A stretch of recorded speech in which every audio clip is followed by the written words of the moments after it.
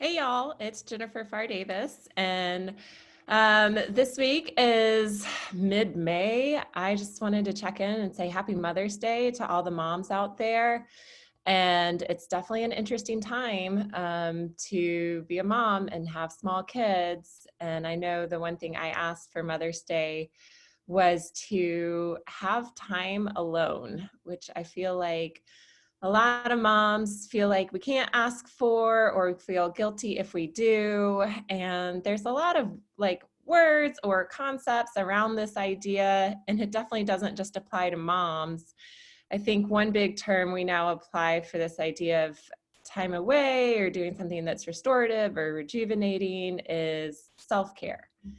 And I remember I heard these women talk about self-care, and it made me just like gag in my throat because they were talking about a type of self-care that I could never afford, just partly financially, but mostly because of my life, because of my young children and my work. I could never take the time away to do the things that they were doing to feed their soul. And I think one important thing when it comes to this idea of taking care of yourself is to not judge or hate on other people for what they're doing to take care of themselves. Like basically, if we have a society of healthy people who feel like they're nurtured and cared for, we're going to be a better community and civilization than a bunch of stressed out, anxious, overworked folks. So first of all, self-care is pretty personalized and seasonal, depends when in your life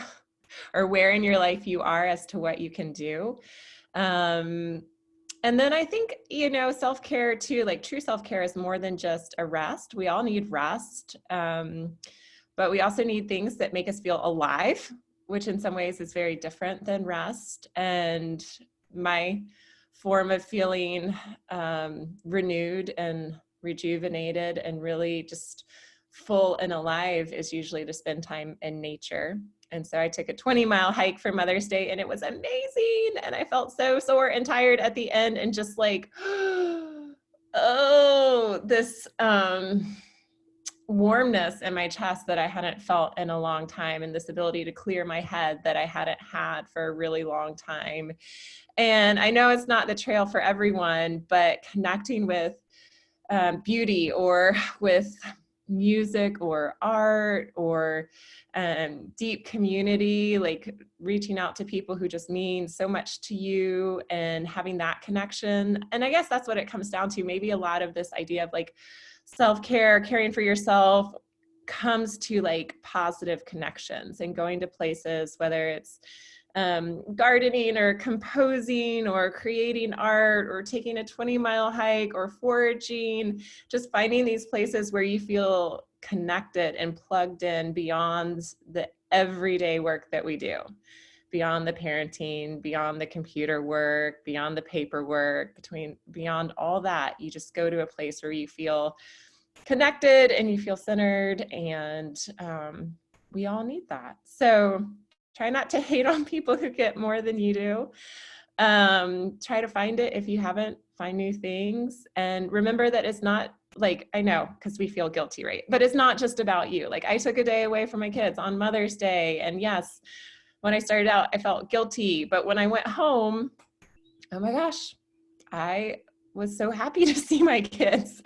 And, truthfully, like during coronavirus times when there's so much togetherness, like I haven't felt that just joy and appreciation to be with my kids. And I know like immediately I was more patient, and it was very clear I was a better mom. The next day when I started work, it wasn't just like another Monday morning. I was like, I've got all these ideas because I took this time. And so it's not just about you, it's about being a better version of yourself for everyone that you're around. So you're worth it. The people around you are worth it. Make some time to feel alive. Thanks.